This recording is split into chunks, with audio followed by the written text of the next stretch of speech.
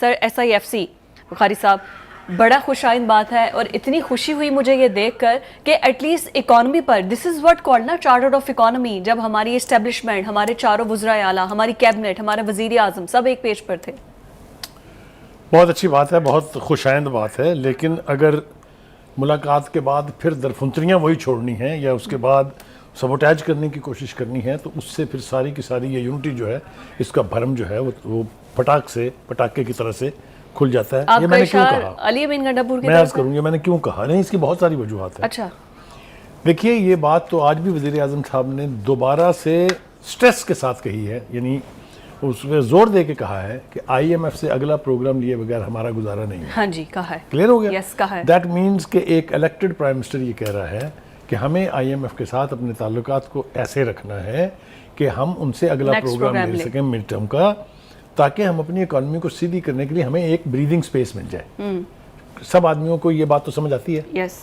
अब अगर कोई इस सारी सूरत हाल को सबोटाइज करने की कोशिश करे तो उसको आप क्या कहेंगी? वो मुल्क दोस्त है कि मुल्क दुश्मन है? वो पाकिस्तान की इकोनॉमी का दोस्त है या अजीज रखता है या उससे दुश्मनी कर रहा है? नाम लेने की जरूरत नहीं है, ये सब कुछ सबको मालूम है। सियासत के आगे कुछ कोई भी उससे ऊपर कोई नहीं है। मैं अर्ज करूं आपसे, वही ना कि हर पाकिस्तानी के लिए पाकिस्तान का मुफाद पहले है जी, बाकी सारी सियासत, सियासी कंसिडरेशन ये बात की बात है। यस। आपने इस IMF के साथ एक खास पार्टी का रवैया देखा है over a period of time. जब उनकी हुकूमत जा रही थी अदम एतमाद के ज़रिए से, तो उस वक्त भी हमें साफ नज़र आ गया था कि इनके प्लान्स क्या हैं। लिहाजा हमने ये देखा कि 2 सूबों में उनके जो वज़राए आला थे और एक उनके जो मरकज़ के अंदर वज़ीर ख़जाना थे जनाब शौकत तरीन साहब, जनाब मोहसिन लगारी साहब और जनाब तैमूर झगड़ा साहब, इन्होंने उस वक्त की वीडियोस जो हैं सबके सामने को हवा में बनाई हुई कहानी नहीं है, ये बाकायदा उनके अपने अल्फाज हैं, वीडियोस हैं। यस। वो अपनी हुकूमत को जाता देख के पाकिस्तान की इकोनॉमी का बेड़ा गर्क करने में समझते थे कि बहुत बड़ी मुहब्बल वतनी है इसमें। एनीवे, ये तो हो गई बैकग्राउंड। चलिए खुदा के वास्ते एक दफ़ा ऐसा हो गया, फिर इस रविश को आप तर्क कर दें, फिर पाकिस्तान के मुफाद के साथ ना खेलें। लेकिन उन्होंने कहा अच्छा वो तो छोटे लेवल पे हुआ था, हूँ मैं आप लिखांगा, कर लो जो करना है। जेल से और कोई चीज़ बाहर नहीं आ सकती। लिखा हुआ वो IMF का खत जरूर बाहर आ गया। वो पहले एक आर्टिकल छपा था उनके नाम से, आपको याद होगा, तो फिर उन्होंने कहा कि जी वो मैंने तो किसी को दिया ही नहीं आर्टिकल, मैं तो लिख ही नहीं सकता जेल से, मैंने तो डिक्टेट करवाया था। आप मुझे ये बताएं कि वो जो मुख्तसर सी मुलाकात होती है उसके अंदर आर्टिकल डिक्टेट करना, क्या आपके पास टेप रिकॉर्डर लगा हुआ है जो आपने फटाफट शॉर्ट हैंड में लिखवा दिया? वो लिखने के लिए बड़ा टाइम लगता है, बड़ा वक्त लगता है। एनीवे, हो सकता है उन्होंने जेल में लिखा हो और आर्टिकल का पेपर किसी को दे दिया, आपने किसी वकील को। चलिए वो नहीं, उन बकौल उनके और बकौल बाकी सबके भी जेल मैनुअल के भी कोई चीज़ बाहर नहीं आ सकती जेल से इस तरह की लिखी हुई। Anyway, having said that, all right, आपने क्या किया? आपने खत लिखवा रहा कि उनको ना दें लोन। आप वो खत इसलिए थोड़ी लिखा था कि उन्होंने सिफारिश की थी कि दे दें। वो खत ये था कि आप पहले इलेक्शन की इन्वेस्टिगेशन करवाएं, फिर अगर आप मुतमईन हो जाए तो उसके बाद आप दीजिएगा। What does this mean? Anyway, Allah का शुक्र ये है कि पाकिस्तान के दोस्तों ने तो कोई कमी नहीं छोड़ी, लेकिन एक गैर मुल्की जो अदारा है IMF का, उसके डायरेक्टर जो हैं यहाँ पर पाकिस्तान में, उसको भी और जो उनके मैनेजिंग डायरेक्टर, उन दोनों को भी अल्लाह ने तौफीक दी कि उन्होंने वाज़े अल्फाज में कहा कि भाई हम सियासी जमातों से डील नहीं करते हैं। yes. हम बराह रास्त इलेक्टेड हुकूमत के साथ डील करते हैं। लिहाजा आपके इस खत की कोई वक़्त, कोई हैसियत नहीं है। यानी वो इतनी बड़ी शटअप कॉल है कि अगर किसी ढंग के इज्जतदार आदमी को मिली होती तो वो कम से कम अपनी माजरत जरूर करता कि मैं माफ़ी चाहता हूँ, गलती होगी। असल में तो ये है कि डोनाल्ड लू जो कुछ कह कर गए हैं इलेक्शंस के हवाले से, उसको PTI जो है वो पोर्ट्रे कर रही है। आपको क्या कहा था कल मैंने यही कहा था ना कि वो इसके अंदर से ये हिस्सा गोल कर जाएंगे जिसमें उन्होंने कहा है कि इमरान खान झूठा है, उसने झूठा सारा ड्रामा किया, और वो कहेंगे देखें वो इलेक्शन वाली बात ठीक कह रहा है कि नहीं। वही हुआ। इसमें वो अभी बैरिस्टर गौहर का बयान भी है ना कि साइफर केस में डोनाल्ड लू झूठ बोल रहे हैं। ये अभी मीडिया टॉक में कहा है उन्होंने। देखिए, जिस बंदे के ऊपर बराह रास्त इल्ज़ाम था, जिस हुकूमत पर, जिस सुपर पावर पर इल्ज़ाम था, वो इस लेवल पर कांग्रेस में हेयरिंग जो है is the ultimate forum for any American और एनी पॉलिसी मेकर।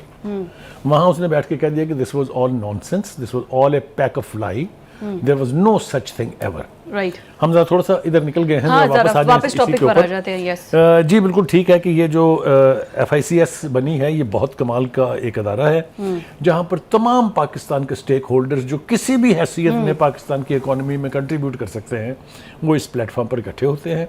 और वो जो पहले था कि जी ये एस्टेब्लिशमेंट है, ये नहीं, ये सियासी है, यहीं से मैंने वो भी उन्होंने आगाज किया। खत्म किया और उन सबको मिला के एक पेज पे ले आए। एब्सोल्युटली। अब आगे फैसले क्या किए गए हैं टैक्स नेट में लाने के लिए? मैं भी आ रहा हूँ। अभी वहाँ फैसले पर आने से पहले एक बात ये कहना है कि इसके जो भी फैसले होंगे राइट। उसकी इम्प्लीमेंटेशन में डाउन द लाइन कहीं रुकावट नहीं होगी, राइट। क्योंकि सारे ही नुमाइंदगान जो है अपने अपने सेक्टर के वो यहाँ मौजूद बैठ के हैं। मुश्तरका फैसला करेंगे। एक तो ये एक अच्छी बात है। राइट। दूसरी बात ये है कि फौज के का जो रोल है और फौज का जो इन्फ्लुएंस है उसको पॉजिटिवली पाकिस्तान की इकॉनमी को बेहतर करके इस्तेमाल करते हुए इस फोरम को तख्लीक किया गया। हमने देखा कि अभी कल ही हमारे जो चीफ ऑफ आर्मी स्टाफ हैं वो सऊदी अरब में प्रिंस मोहम्मद सलमान से मिल रहे थे। आपको मालूम है कि सऊदी अरब उन चंद ममालिक में से है जिसने पाकिस्तान की हमेशा मुश्किल वक्त में मदद की है और अब भी उन्होंने कमिटमेंट की हुई है कि वो एक रिफाइनरी लगाएंगे और पता नहीं 25-25 अरब डॉलर की UAE से और यहाँ से इन्वेस्टमेंट आनी है जी। अगर 50 अरब डॉलर आपकी इकोनॉमी में ऐड हो जाए तो जरा आप देखें तो सही, you will be in the skies. Yes, आप तो चांद में पहुंच जाएंगे। लेकिन वो आए भी तो सही ना, उसके बाद डिलीवर भी तो उसी आप तरह ऐसे होगा। कहें उसको आने दिया जाएगा तो तब हाँ ना। यही बात है। तो लेकिन अब ये जो टैक्सेस का है हमारी आवाम बेताब मैंने है। आपको नहीं आने देना वहाँ। मैं अभी भी मैं टैक्सेस आखिरी जुमला फिर कह जी दूं प्लीज कि ये इसलिए इसको रेजिस्ट किया जा रहा है कि अगर ये आ गई इन्वेस्टमेंट वाकई, हाँ अगर ये पैसा आ गया वाकई, ये तो हुकूमत चल जाएगी। हाँ तो ये तो मुल्क की नहीं ये तो नहीं चाहिए ना हमें। हम क्या जहाँ नहीं, गुर्बत नहीं, में रहे हाँ, हम ये हाँ, चाहते हमें हैं। हुकूमत चाहिए। हम हाथ जोड़ जोड़ के IMF से पैसे मांगते हमें रहे। हुकूमत चाहिए भाई। बस अच्छा। खत्म हो गई बात। ठीक है। ठीक है जी। देखिए हर इलेक्टेड गवर्नमेंट को हाँ जी। उसकी मजबूरी होती है कुछ अनपॉपुलर डिसीजन करने की, जिससे उनके कॉन्स्टिट्यूएंट्स में और ख़ास तौर से जो स्टेक होल्डर्स होते हैं डाउन द लाइन उनको कोई अच्छा पॉजिटिव मैसेज नहीं जाता।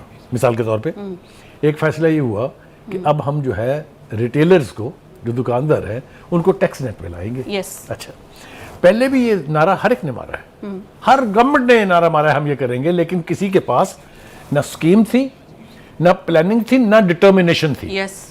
क्योंकि इनको पकड़ना आसान नहीं है। हाँ। ठीक है, अब उन्होंने उसका एक तरीका निकाला है और वो कमाल का तरीका है। अच्छा जी। कि बिजली के बिल देखेंगे वो, राइट। उसका तो रिकॉर्ड सारा है ना वापडा के पास। हाँ, तो जो चोरी कर रहा है बिजली, नहीं चोरी कर रहा तो चोरी वाली बात बाद में आएगी। पहले ये कि जो कंज्यूम कर रहा है, जो कंज्यूम कर रहा है, यकीनन उसका बिजनेस है।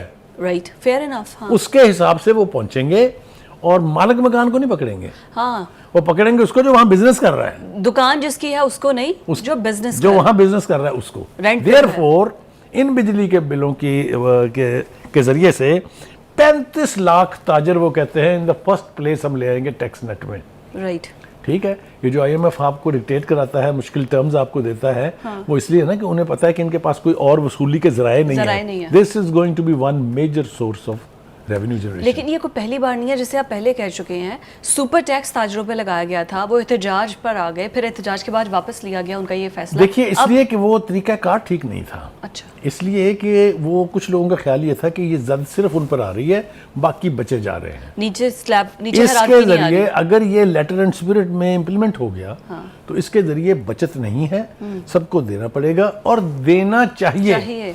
आप हैरान होंगे कि पाकिस्तान में 22 लाख के पता नहीं कितने लोग टैक्स देते हैं बाकायदा, और वो सारे के सारे सर्विस क्लास हैं जो जिनकी तनख्वाहों पर सोर्स पे कट जाता है टैक्स। ठीक है, सैलरी क्लास। तो इसलिए एक तो ये बहुत बड़ी कामयाबी होगी अगर हुकूमत इसके ऊपर अमल करा सके। कौन करवाएगा इम्प्लीमेंट? जनाब, इस दो के जिम्मेदारी दे दी है हमारे डार्लिंग इंटीरियर मिनिस्टर को। ओके। बिजली की चोरी की भी हमने बात करनी, मेरे ख्याल से पहले वो कर लें तो फिर यहाँ। हाँ, फिर इसके साथ आते हैं बिजली चोरी। जैसे मैंने पहले देखिए बिजली चोरी के बारे में कल हमने अपने प्रोग्राम में कहा था कि बकौल शहबाज शरीफ साहब के 2400 अरब रुपए की चोरी हो रही है बिजली की। उन्होंने जनाब टास्क दे दिया ये इंटीरियर मिनिस्टर को और कहा है कि जनाब इसके ऊपर आप जीरो टॉलरेंस के साथ काम करें, बिजली चोरी नहीं होगी। ठीक है जी। इंटीरियर मिनिस्टर साहब ने एक पहला जो कदम उठाया, मैं तो उसी से बड़ा ही इम्प्रेस्ड हूँ, आगे का तो पता नहीं। उन्होंने कहा कि FIA एक टास्क फोर्स बनाए, राइट, और वो टास्क फोर्स जीरो टॉलरेंस के साथ आगे बढ़े। पहले आपके पास कोई एक फोर्स नहीं थी जो इस यानी ख्वाहिश को इम्प्लीमेंट करा सके। Now he has made a force, FIA, they know how to operate, right, and the man sitting on the head of them is a man who has delivered। ठीक है as a CM, caretaker CM. मतलब यहाँ पंजाब में जो model वो छोड़ के गए हैं, अब इलेक्टेड लोगों के लिए मुश्किल हो रहा है उसको फॉलो करना। लेकिन बहरहाल तो ये जो बिजली की चोरी है और ये जो टैक्स नेट में लाने की जो ख्वाहिश है, इन दो चीज़ों से मुझे बड़ा हौसला पैदा हो गया है कि शायद हमारे हालात अब ठीक हो जाएंगे। क्यों? बिजली चोरी के हवाले से माजी में भी तमाम हुकूमतों ने दावे किए थे, नून लीग ने भी किए थे, पीपल्स पार्टी ने भी किए थे, फौजी हुकूमतों ने भी किए थे, लेकिन इसका कोई यानी काबिल जिक्र नतीजा जो है वो नहीं निकल सका था। और लाइन लॉसेस ख़त्म करने का तो अब दूर दूर भी नहीं थे। ये मैं क्यों कह रहा हूँ, हमने कल भी अपने प्रोग्राम में कहा था कि सूबों की अगर आप रेवेन्यू जनरेशन देखें, जो रेवेन्यू आता है बिजली देने सप्लाई करने से, पंजाब में तो सबसे ऐसे ऐसे बेपनाह इलाके हैं जहां वापडा के लोग डर के मारे नहीं जाते हैं, क्योंकि उनको पकड़ पकड़ के मारा जाता है। बेपनाह मुकदमे दर्ज हो चुके हैं। किसी ने ये भी इल्ज़ाम लगाया था कि गदून अहमद जैसी इंडस्ट्रियल स्टेट जो है वो सारी कुंडों पे चल रही थी, यानी इलीगल बिजली दी जा रही थी, और अगर लीगल थी तो बिल नहीं दे रहे थे। यही कुछ हाल जो है कराची समेत सिंध में बहुत सारे इलाकों में है। तो कहने का मतलब ये है कि अगर लोग बिजली कंज्यूम करके उसके बिल भी नहीं देंगे तो फिर हम किस मुआशरे में रह रहे हैं। तो एक तो ये है कि इस एतबार से लाइन लॉसेस को ज़ीरो तो नहीं कर सकते आप, लेकिन जिस तरह आप यानी इस प्रोग्राम की मीटिंग में कह रही थी कि अगर 50% भी हो जाए, और ये बात आपकी पता नहीं कहाँ से सुन ली शहबाज शरीफ साहब ने, उन्होंने भी ये बात दोहराई है कि अगर 50% भी अगर हो जाए तो हमारी सूरत हाल बहुत बेहतर जो है। बस शहबाज शरीफ से मेरी बात हो गई थी ना, इसी वजह से। देखिए ठीक है जनाब, कह दी है। अच्छा जी आगे चले जनाब। यस, आगे ये है कि IMF, फिर मैंने कहा कि एक कीवर्ड है, इसको बज़वर्ड कह सकते हैं आप, हमारी निजात इसके अलावा नहीं है। लेकिन अगर हमें स्पेस मिल जाएगी और फैसले सही करेंगे आप, और उनको लेटर एंड स्पिरिट में अगर डिलीवर करेंगे तो सही होते हैं, डिलीवर करेंगे तो जनाब अली ये बात बिल्कुल तय है कि हमारी सूरत हाल पहले से बहुत ज़्यादा बेहतर हो जाएगी। अब ये बहुत अच्छी बात है कि अब बिजली के बिलों में ही ताजरों पर टैक्स आएगा, फिर उन्हें पता चल जाएगा कि भाई कौन कितना टैक्स दे रहा है, कौन नहीं दे रहा है, क्योंकि टैक्स देंगे तो फिर आगे आपकी जो मुल्की ज़रूरियात हैं वो भी पूरी हो सकेंगी।